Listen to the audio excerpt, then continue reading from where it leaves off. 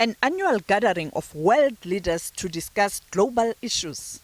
The General Assembly sitting comes at a time when the UN chief has made a passionate plea to the world leaders in the developing countries to attend to the thorny issue of the transformation of the financial system.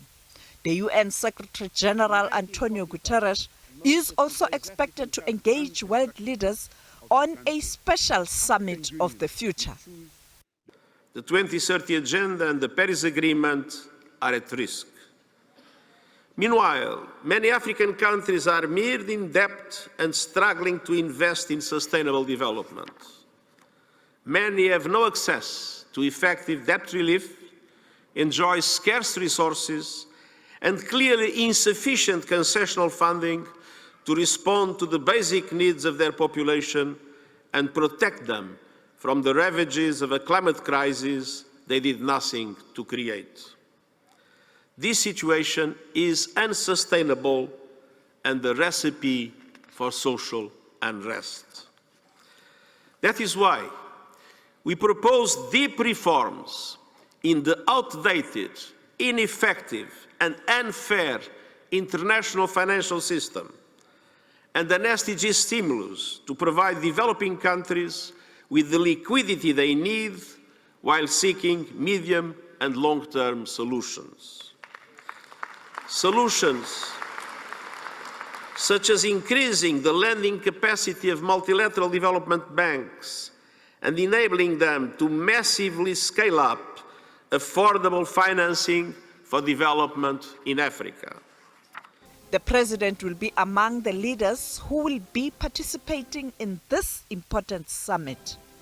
The high-level general debate of the 79th session of the General Assembly, UNGA 79, is scheduled to take place at the UN headquarters in New York from the 24th to the 30th of September, and President Ramaphosa will lead South Africa's delegation, accompanied by relevant ministers, advisors, as well as senior officials.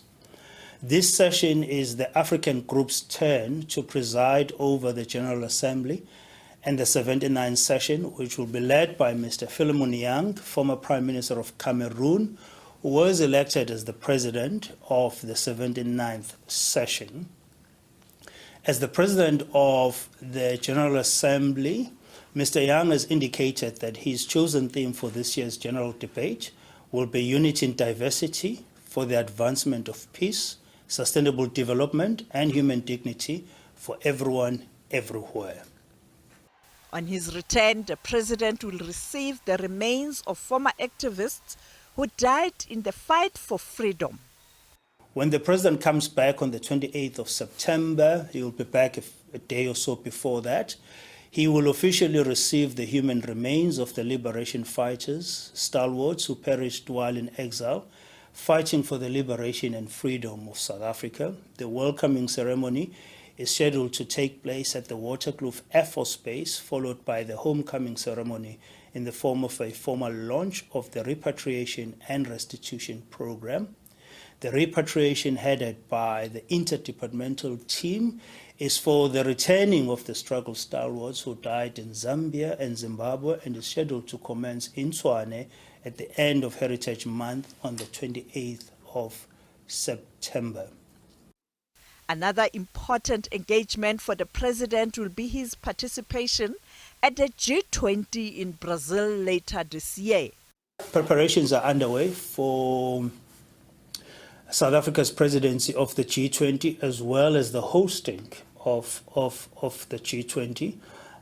It's a massive opportunity for the country and the continent to have the opportunity to lead the G20, which South Africa will utilize to ensure that amongst other issues, the issues of the global south are prominent, the issues of the continent are prominent, and for the first time, you will have the African continent participating as part of the G20. If you'll recall, at the last G20 summit in India, Africa's membership of the G20 was adopted unanimously.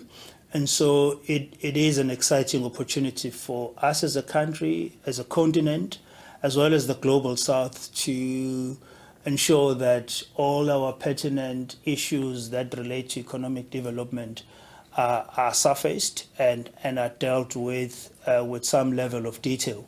The logistical arrangements and all of those other arrangements are underway. There is an interdepartmental team that's looking into that, and we will be in Brazil during different stages to learn how they've hosted, to engage our counterparts in Brazil with respect to their experience and learnings of leading the G20, and we will incorporate their inputs as well as others. A number of countries have expressed keenness in assisting us with the hosting of the G20, and so we'll be looking at how we collaborate with our partners, trade bilateral partners within the G20, to ensure that we host a successful summit.